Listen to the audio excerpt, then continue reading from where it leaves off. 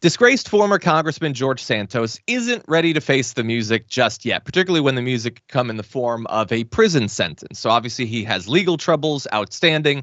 And in those, he's requested a few more months to come up with more than $500,000 in court fines.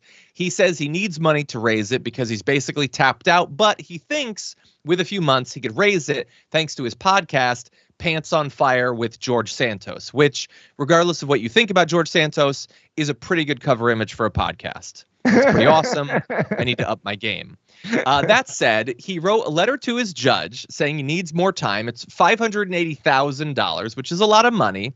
And here's the thing. He got that time. Joanna Saber, the judge, says that she's going to grant a one-time courtesy to delay the sentencing. And so rather than it happening on the 7th of February, it's going to be on the 25th of April. Now, she did also point out that he has not yet made any payments towards it. So she's extending him this courtesy, even though he hasn't really done much to deserve the goodwill. And as many people have pointed out, he's apparently earned more than $800,000 from being on Cameo, as well as in an upcoming documentary.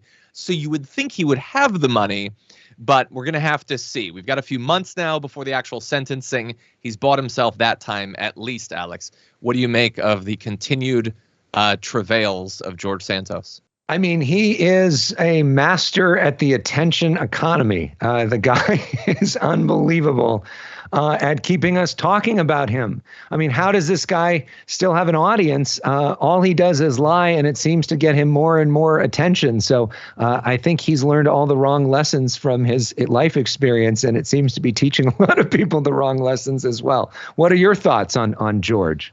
I mean, I think he's got this weird charm, about him that most of the people who vote the way that he did and break the law the way that he did don't have. So he sort of has that going for him.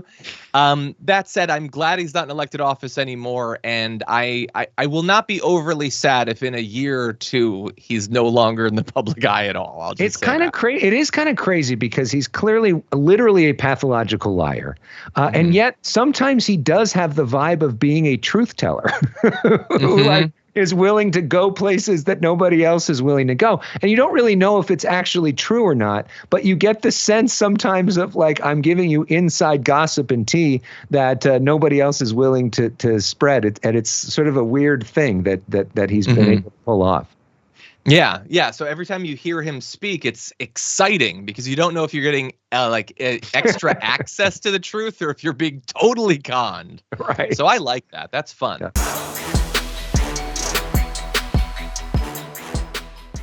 When you click the join button and become a tier 2 member, you get access to all of our weekly top 10 lists. What are you waiting for?